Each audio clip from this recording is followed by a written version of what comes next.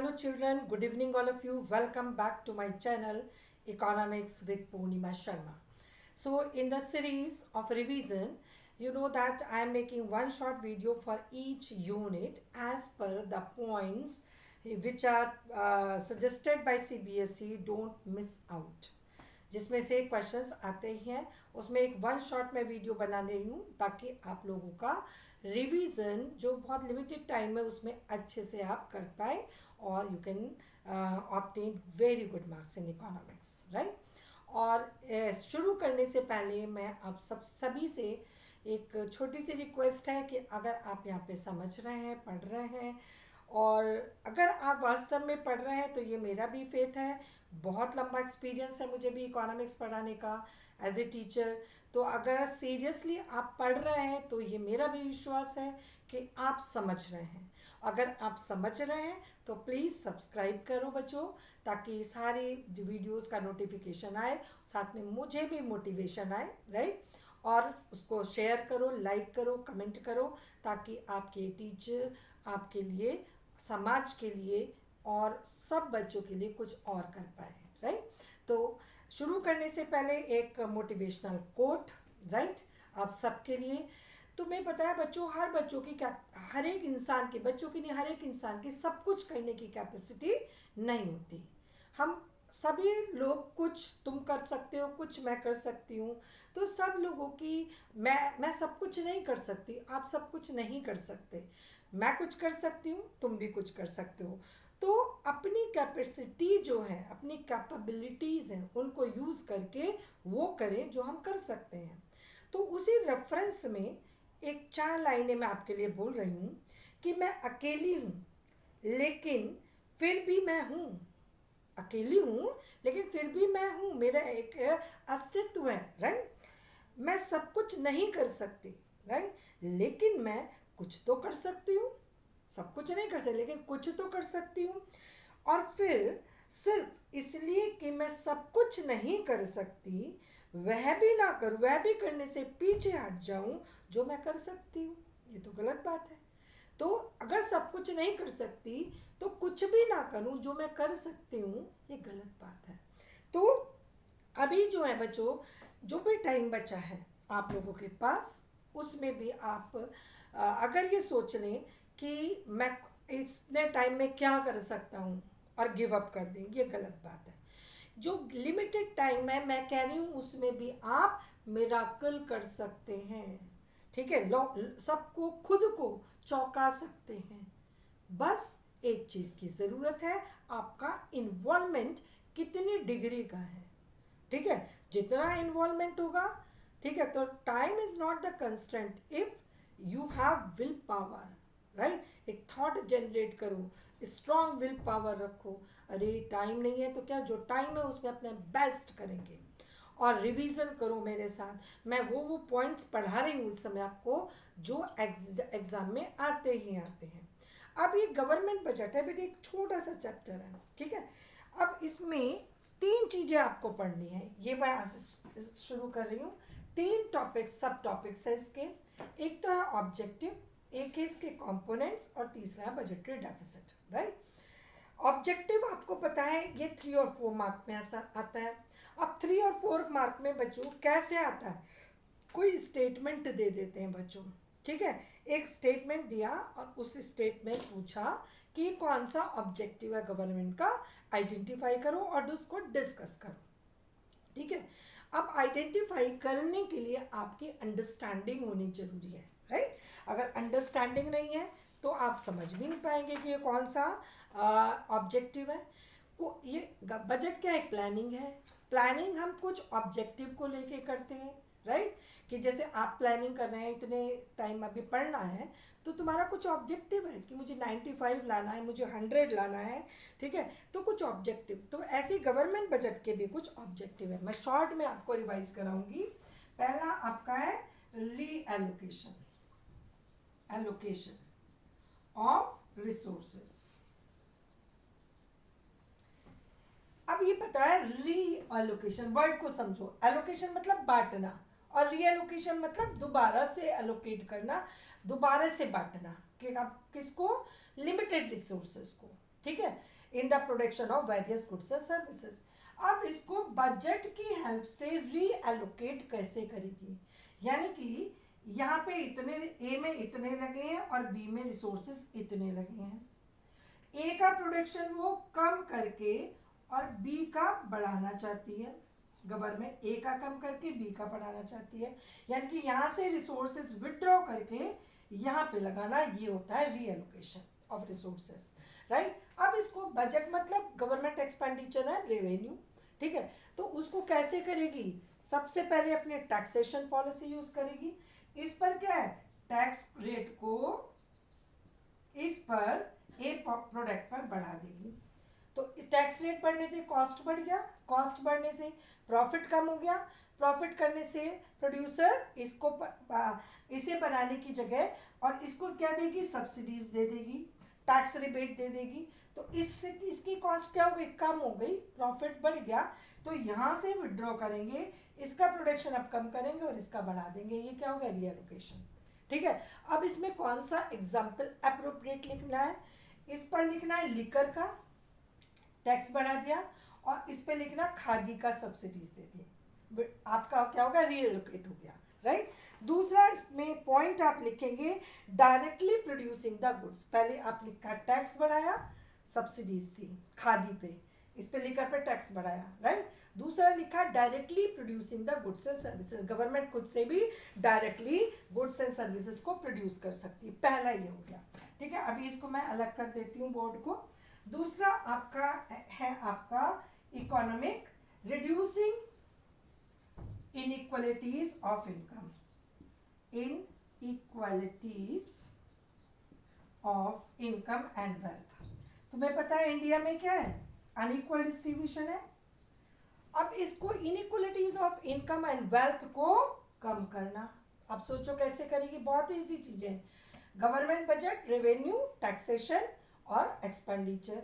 Rich पर tax बढ़ाएगी और पुअर के लिए खर्च करेगी, पुअर के लिए स्कूल्स बनाएगी, पुअर के लिए हॉस्पिटल्स बनाएगी, पुअर पीपल जो गुड्स यूज करते हैं उस पर सब्सिडीज देगी, reducing inequality of income and wealth.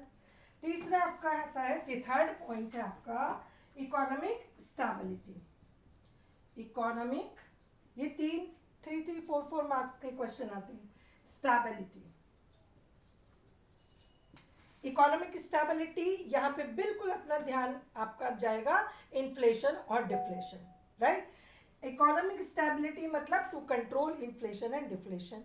अगर इन्फ्लेशन हो रही है फिर एक पॉइंट करेंगे इन्फ्लेशन का, दूसरा पॉइंट करेंगे डिफ्लेशन का। How it is control, through budgetary policy, government expenditure and government revenue. अब इन्फ्लेशन है तो क्या करेगी गवर्नमेंट, टैक्स रेट को, डायरेक्ट टैक्स रेट को बढ़ा देगी। डायरेक्ट टैक्स बढ़ गया तो क्या होगा, डिस्पोजेबल इनकम डीवाई कम हो जाएगी। अगर मेरे पास, मुझे ज़्यादा टैक्स देना पड़ेगा तो मेरे पास खर्चे के लिए कम पैसा बचा, यानी कि मेरी डिस्पोजेबल इनकम कम हो गई। और जब मेरी डिस्पोजेबल इनकम कम हो गई बेटा, तो I can generate less demand. तो इससे क्या होगा, डिमांड कम होगी और एक्सेस डिमांड कम होके क्या हो जाएगी, सफिशिएंट डिमांड। डिफ्लेशन होगा तो टैक्स रेट को क्या करेगी, कम कर देगी। टैक्स रेट कम हुआ तो डिस्पोजेबल इनकम बढ़ गई, मेरे पास ज़्यादा पैसा बचा, ज़्यादा पैसा बचा यानी कि मैं ज़्यादा डिमांड जनरेट कर सकती हूँ, और ज़्यादा डिमांड जनरेट कर सकती हूँ तो मेरी डेफिसिट डिमांड काय में कन्वर्ट हो गई, ऊपर आ गई सफिशिएंट डिमांड में, और डिफ्लेशन खत्म हो गई। ये क्या है तुम्हारी इकोनॉमिक स्टेबिलिटी। नेक्स्ट है आपका ऑब्जेक्टिव, ये क्या पढ़ रहे हैं आप, ऑब्जेक्टिव जो 3 और 4 मार्क्स में आते हैं, राइट। नेक्स्ट है आपका मैनेजमेंट ऑफ पब्लिक एंटरप्राइजेस, ये कम आता है, ये स्टेबिलिटी और ये ज्यादा आते हैं पॉइंट्स। एंटरप्राइज, पब्लिक मतलब गवर्नमेंट, यानी कि रेलवे वगैरह, ठीक है। रेलवे जो गवर्नमेंट के एंटरप्राइजेस है उनका मैनेजमेंट करना, उनके लिए खर्चा यहाँ से जुटाया जाता है और यूनियन बजट में, और यहीं से उनका क्या होता है, रेवेन्यू कहाँ का कितनी आएगी, ये सब प्लानिंग यूनियन गवर्नमेंट बजट में होती है। ये क्या है, मैनेजमेंट ऑफ पब्लिक एंटरप्राइजेस। दूसरा है आपका next is economic growth. Economic growth कैसे करेगी? इकोनॉमिक ग्रोथ के लिए सबसे पहले सेविंग्स को बढ़ाने के लिए पॉलिसीज बढ़ाएगी, लोग ज़्यादा सेव कर सकें। ज़्यादा सेव कब कर पाएंगे?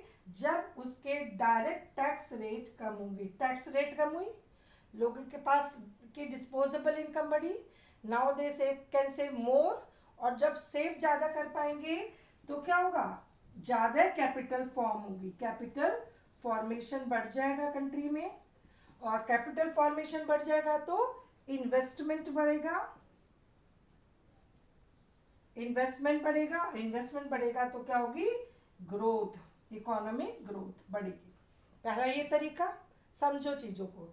दूसरा तरीका है बच्चों कि by taking care of infrastructure, right? आपका इंफ्रास्ट्रक्चर को साउंड करेगी, राइट? इंफ्रास्ट्रक्चर साउंड करने से हमारा बेस होगा और more productive activities can be possible, right? दूसरा है आपका reducing regional inequality. Reducing regional inequality, ये क्या है बच्चों? कि कंट्री में एक जगह ज़्यादा डेवलप्ड है, यानी कि अर्बन एरियाज डेवलप्ड है, रूरल एरियाज नहीं है, यानी कि reducing regional disparity.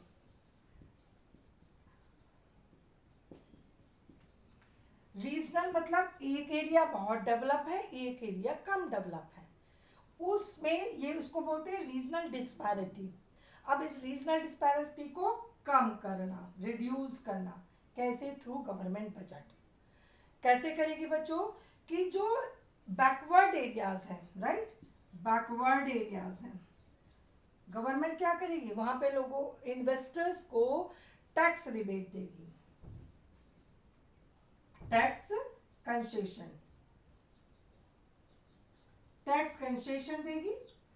Tax concession देगी तो कॉस्ट ऑफ प्रोडक्शन कम हो जाएगा, प्रॉफिट बढ़ जाएगा, और ज़्यादा प्रोड्यूसर्स बैकवर्ड एरियाज में जाके अपनी इंडस्ट्रीज लगाएंगे, ठीक है? पहला ये करेगी। दूसरा आपका सब्सिडीज देगी, टैक्सेशन पॉलिसी, इंफ्रास्ट्रक्चर अच्छा करेगी, बैकवर्ड एरियाज का सब्सिडीज देगी, टैक्स हॉलीडेज देगी, ये सब बैकवर्ड एरियाज में जब वो प्रोवाइड करेगी तो producers will prefer to invest their money to set up their production unit in backward region। उससे क्या होगा? एम्प्लॉयमेंट जनरेट होगा लोगों के लिए वहाँ पे, और जब एनवायरमेंट जनरेट होगा तो इनकम बढ़ेगी, इनकम बढ़ेगी तो वहाँ के लोगों का लिविंग स्टैंडर्ड इंप्रूव होगा। तो ये क्या है? Regional, reducing regional disparity. और टैक्स क्या है? गवर्नमेंट की रेवेन्यू पॉलिसी है। और एक्सपेंडिचर करना कि वहाँ पे आपका इंफ्रास्ट्रक्चर बढ़िया अच्छा कर रही है, राइट, सब्सिडीज दे रही है, ये क्या एक्सपेंडिचर पॉलिसी का पार्ट हो गया। तो ये किसके थ्रू कर रही है? बजट के थ्रू। नेक्स्ट है आपका बेटा एक, अब ये एक पार्ट तुम्हारा ऑब्जेक्टिव कंप्लीट हो गया, ठीक है? ये 4 नंबर का क्वेश्चन, ठीक है? अब 4 नंबर का क्वेश्चन, आप कुछ क्वेश्चन थोड़े से एक दो मैं बताती हूँ किस टाइप से आते हैं आपके बोर्ड्स में ऑब्जेक्टिव से, ठीक है? कि ताकि आपको समझ में आए कि हाँ किस तरह से आपको प्रिपरेशन करनी है। डायरेक्ट नहीं आते हैं, आपको एक स्टेटमेंट दिया जाएगा और स्टेटमेंट को पहचानना है और उसको आपको लिखना है कि ये कौन सा ऑब्जेक्टिव फुलफिल कर रहा है। Just a minute, NCERT questions देखो। उज्ज्वला योजना, ठीक है? उज्ज्वला योजना ये क्या है? Providing the gas cylinder to the weaker section of the society. ये उज्ज्वला योजना बहुत सारे बच्चों को पता ही नहीं होता। पेट्रोल पंप पे मोदी जी का फोटो होता है, एक लेडी होती है गांव की, बीच में सिलेंडर बने होते हैं, ये क्या? उज्ज्वला योजना, ठीक है? तो the government under Ujjwala Yojana is providing the LPG kitchen gas connection to the families below poverty line, right? What objective, ठीक है? What objective the government is trying to fulfil through the government budget and how, discuss भी करना and how, right? Explain it. तो पहले objective का नाम कौन सा होगा? गरीब लोग, जहाँ गरीब लोग कह दिया, पुअर फैमिलीज, तो reducing the income inequalities and wealth.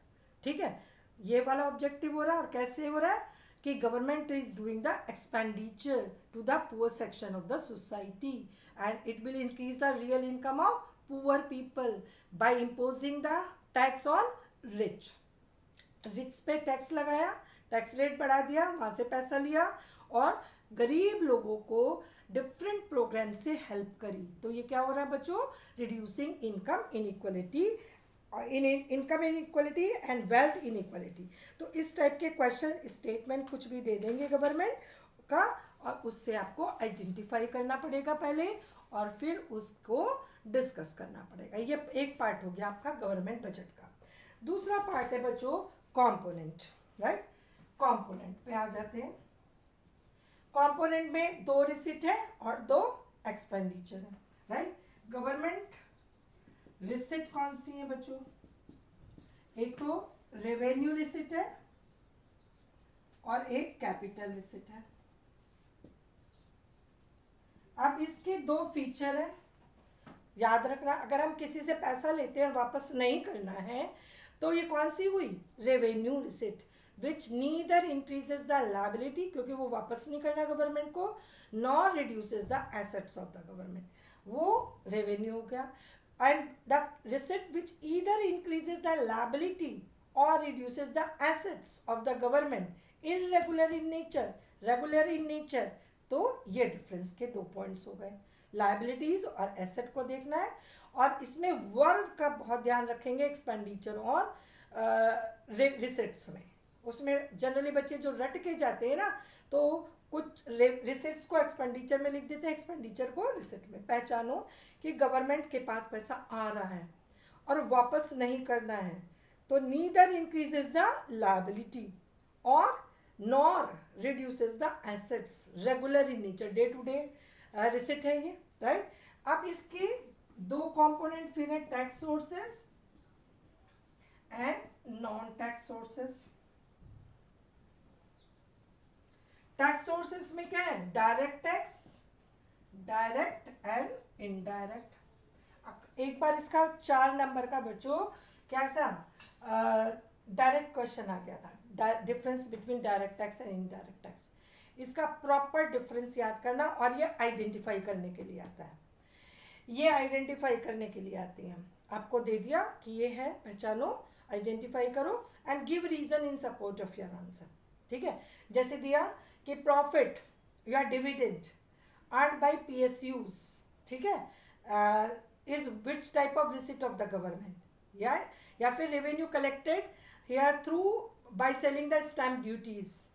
ठीक है, तो ये सब क्या है? रेवेन्यू रिसिट्स हैं। The revenue collected by the government through GST by increasing the GST, कुछ भी स्टेटमेंट दिया तो ये क्या होगी? सब रेवेन्यू रिसीट होगी।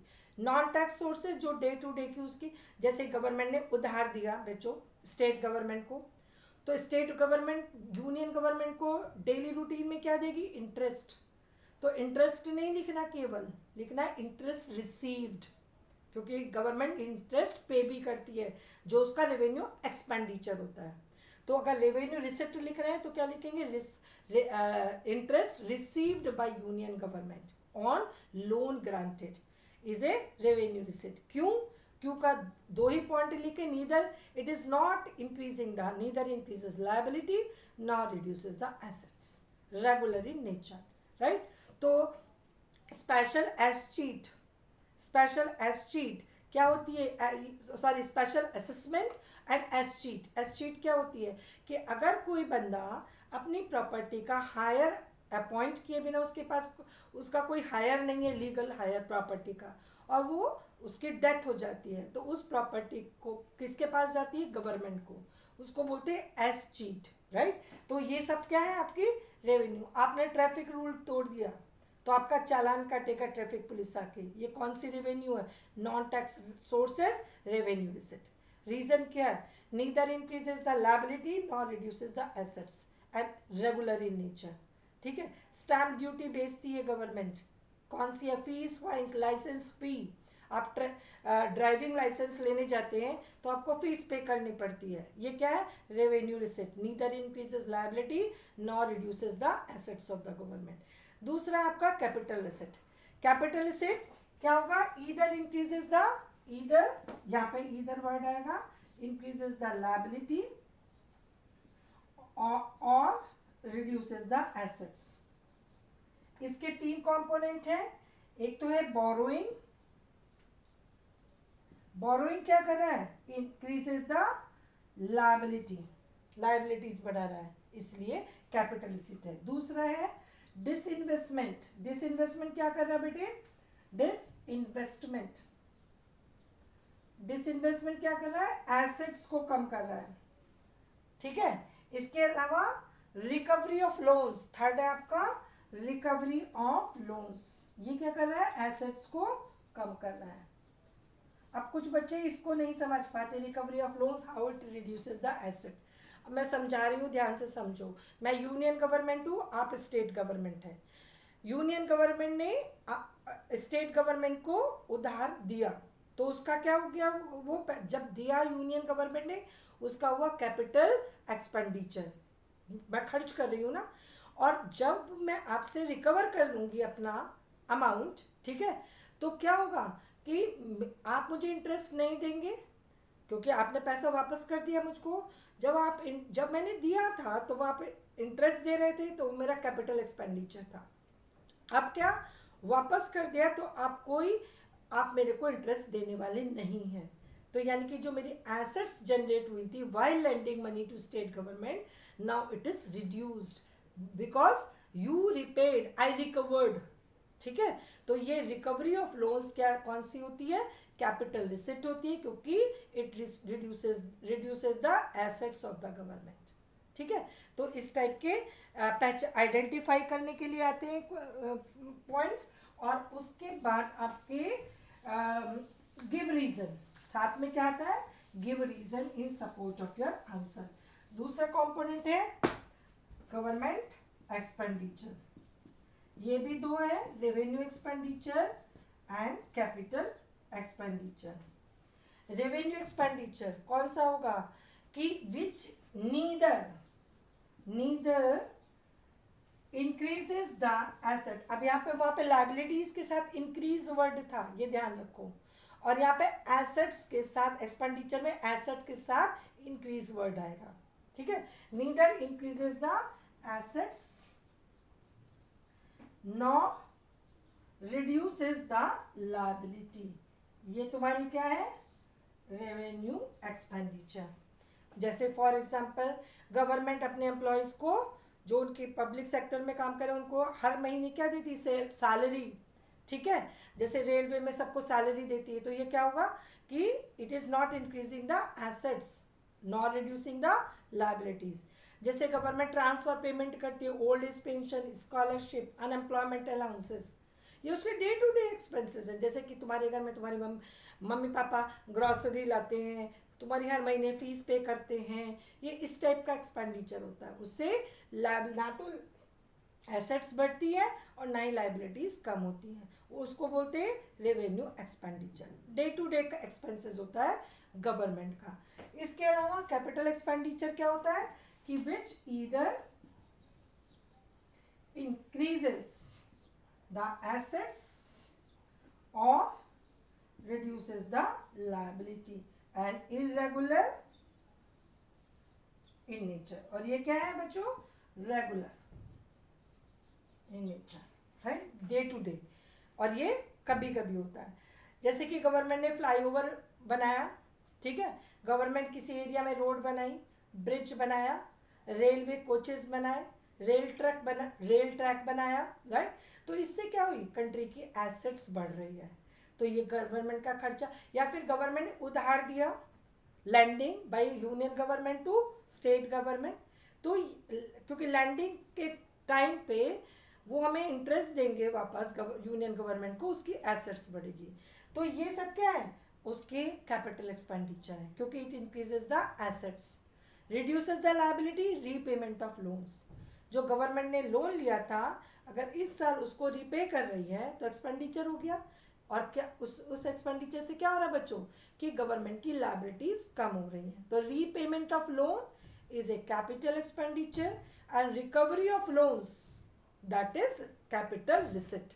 ठीक है, क्योंकि उससे एसेट्स आपकी कम हो रही हैं और इससे लायबिलिटीज कम हो रही हैं गवर्नमेंट की. ठीक है, तो ये दूसरा पार्ट है कंपोनेंट. इसमें किस टाइप के क्वेश्चंस आते हैं बच्चों कि सिचुएशंस दे दी.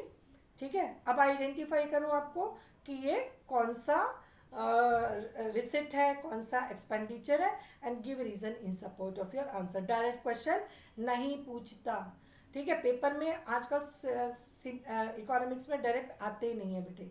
तो कॉन्सेप्ट को समझ के जाना ताकि अपने कॉन्सेप्ट पेपर में लगा सको. अब तीसरा इसका है डेफिसिट. पहला ऑब्जेक्टिव हो गया, दूसरा कंपोनेंट्स हो गया और तीसरा बच्चा बेटे डेफिसिट. इस पे न्यूमेरिकल 1 मार्कर में भी ऑब्जेक्टिव में भी आ जाता है न्यूमेरिकल. ठीक है, गवर्नमेंट बजट का तीसरा जो टॉपिक है, सब टॉपिक है, वो पढ़ना है आपको बजटरी डेफिसिट. अब डेफिसिट में कौन कौन से पढ़ने, एक तो रेवेन्यू डेफिसिट. रेवेन्यू डेफिसिट क्या होता है, ये डे टू डे प्लानिंग पर जो उसको डेफिसिट हो रहा है, यानी कि it is equal to when revenue expenditure exceeds planned word जरूर लिखना बच्चों, उस वो कीवर्ड होते हैं जिसमें मार्क्स मिलते हैं.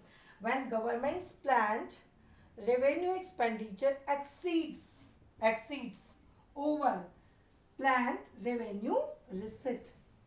ठीक है, तो ये क्या हुआ, revenue deficit. Day to day का उसका जो प्लानिंग थी उसमें डेफिसिट हो गया. दूसरा डेफिसिट है बच्चों फिस्कल डेफिसिट. और इसको कभी कभी कैसे देता है, डायरेक्ट नहीं दिया, tax sources non tax sources.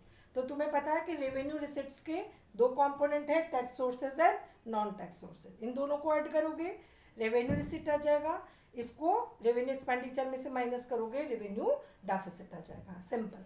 अब आ जाइए फिस्कल डेफिसिट. इसमें थोड़ी सी ट्रिक्स है बच्चों.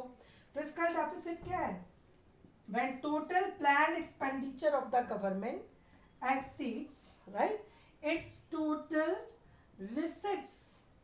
ठीक है, other than borrowing, very important, other than borrowing. यानी कि अब TR और अदर देन बोरोइंग में क्या क्या है, एक तो इसमें रेवेन्यू रिसिट है. रेवेन्यू रिसिट में tax source non tax sources है. और इसमें क्या है, non debt creating capital receipt. एक ये वर्ड भी आता है. नॉन डेट कैपिटल रिसिट के 3 कंपोनेंट बताए थे मैंने, एक तो disinvestment, recovery of loans, borrowing. ठीक है, तो इसमें अदर देन बोरोइंग लिखा है तो बोरोइंग छोड़ देंगे. तो क्या 2 कंपोनेंट बचे कैपिटल रिसिट के, disinvestment and recovery of loans. और डिसइन्वेस्टमेंट और रिकवरी ऑफ लोन से गवर्नमेंट की लायबिलिटीज नहीं बढ़ती हैं, वो non debt creating capital receipts होते हैं. Non debt creating capital receipt and debt creating capital receipt. Debt creating capital receipt is what, borrowing, क्योंकि वो से लायबिलिटीज बढ़ रही हैं. और non debt creating capital receipt क्या है, disinvestment and next one that is here recovery of loans. ये क्या है, non debt creating capital receipt. ठीक है, अब इन दोनों को जोड़ा, रेवेन्यू रिसिट में tax source non tax source, tax source है प्लस नॉन टैक्स सोर्स है plus non debt creating capital receipt, या फिर दिया रहेगा आपका disinvestment and recovery of loans. ठीक है, उसको डायरेक्ट प्लस कर लेंगे. और या फिर ये नहीं दिया रहेगा तो ये थोड़ा कंफ्यूजन बच्चों को क्रिएट करता है, इसलिए मैंने इसको यहाँ पे लिखा है. इसमें क्या है, डिसइन्वेस्टमेंट और रिकवरी ऑफ लोन्स. तो ये क्या हो गया, TR अदर देन बोरोइंग. एक ही बात है ये, राइट. TR में RR revenue receipt plus non debt creating capital receipt is equal to TR other than borrowing. ठीक है, तो ये इधर से आप इसको बिल्कुल प्रैक्टिकली समझो. जैसे कि मैंने अपने फैमिली का रेवेन्यू मैंने पहले प्लान कर लिया कि इतनी मेरी सैलरी, इतनी मेरे हस्बैंड की सैलरी, इतनी मेरे बेटे की सैलरी, ठीक है, ये मेरा रेवेन्यू है। उधार तो नहीं कभी मैंने इंक्लूड किया, इतनी में इतना हमारा रेवेन्यू है, ठीक है, अभी उधार की बात ही नहीं कर रहे हम लोग। और ये हमारा खर्चा है साल का, ठीक है। अगर मान लो खर्चा ज़्यादा हुआ हमारी सैलरी से, तो इसका मतलब इस खर्चे को मुझे अगर पूरा करना है अपनी फैमिली के, तो I have to involve in किसमें, बोरोइंग, मुझे उधार लेना पड़ेगा। तो फिस्कल डेफिसिट एक्चुअली उस गवर्नमेंट की ये क्या बता रहा है, बोरोइंग रिक्वायरमेंट, बोरोइंग रिक्वायरमेंट, कि गवर्नमेंट को कितना उधार चाहिए to meet its plan total expenditure, ठीक है, क्योंकि ये अदर देन बोरोइंग रिसिट है, ये उसने प्लान, सपोज उसने 100 प्लान किया, उसको छोड़कर रेवेन्यू रिसिट और non debt creating capital receipt से उसको 80 की रेवेन्यू हो रही है। तो अगर उसको ये प्लान एक्सपेंडिचर पूरा करने के लिए 20 का क्या लेना पड़ेगा, लोन, तब उसका ये एक्सपेंडिचर पूरा होगा। तो एफडी कभी कभी क्या दिया रहता है बच्चों, अलग अलग ढंग से देते हैं, एक तो ये फॉर्मूला, ये ट्रिक लगाते हैं, या फिर ये ट्रिक लगाते हैं बोरोइंग। फिस्कल डेफिसिट पूछा और उसमें कुछ भी नहीं दिया, क्या दिया है, केवल बोरोइंग, ठीक है। बोरोइंग तो आपको कोई कैलकुलेशन ही नहीं करनी है बच्चों, सीधे उठाना है कि F D is equal to borrowing, so F D is this, ठीक है। अब आ जाइए, थर्ड है आपका प्राइमरी डेफिसिट। इसको ध्यान से आप समझेंगे क्योंकि इस पे एजर्शन, रीजन, हर टाइप के क्वेश्चन आते हैं। फिर मैं कह रही हूँ अंडरस्टैंडिंग पे फोकस करो। प्राइमरी डेफिसिट, प्राइमरी डेफिसिट इसका फॉर्मूला होता है बच्चों एफडी, जो क्या है, बोरोइंग, ठीक है, minus interest payment, interest payment, यानी कि गवर्नमेंट ने सपोज 100 करोड़ का उधार लिया, उसमें से 20 करोड़ इंटरेस्ट जो उन्होंने पिछले साल में लोन लिया था उसके इंटरेस्ट पेमेंट पे चला गया, तो बचा कितना, 80। और ये 80 करोड़ काहे के लिए लिया, for doing the development activities in the economy this year, ठीक है। तो ये क्या है, this is the amount out of FD. Primary deficit क्या हुआ कि बोरोइंग का वो पार्ट जो इस साल गवर्नमेंट अपने डेवलपमेंट एक्टिविटीज को पूरा करने के लिए लेती है, ठीक है। तो जितना उधार लिया उसमें से इंटरेस्ट पेमेंट अनप्रोडक्टिव एक्सपेंडिचर हो गया ये 20 पिछले साल के लोन के लिए, और ये जो अभी उसने डेवलपमेंट एक्टिविटीज प्लान की थी, तो primary deficit is equal to 80 which is use for development activities in the economy this year, ठीक है। तो बोरोइंग दो पार्ट्स में बट रहा है, एक तो बोरोइंग का कितना हिस्सा अनप्रोडक्टिव एक्सपेंडिचर इंटरेस्ट पेमेंट में, और कितना हिस्सा डेवलपमेंट एक्टिविटीज। तो एक्चुअली जो amount development activities this year के लिए यूज हो रहा है वो क्या है, तुम्हारा प्राइमरी डेफिसिट। तो लो और जीरो डेफिसिट, प्राइमरी डेफिसिट, अगर ये सपोज ये आपका कितना है 100 है, या फिर ये क्या 90 है, तो 90 होगा तो प्राइमरी डेफिसिट कितना होगा 10, 100 माइनस 90, और ये 100 होगा तो प्राइमरी डेफिसिट क्या होगा 0।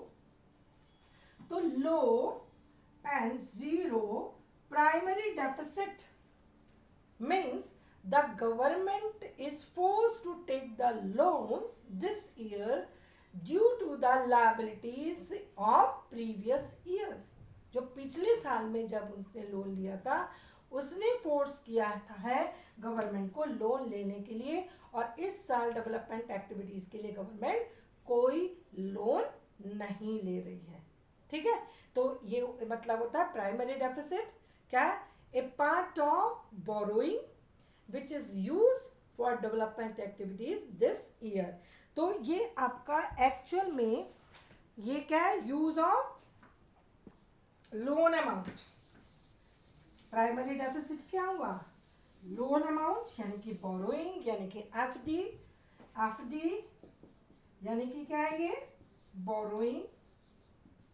इसका किस पर्पस, दो पर्पस, कौन कौन से पर्पस है उसके लिए हो रहा है यूज, ठीक है।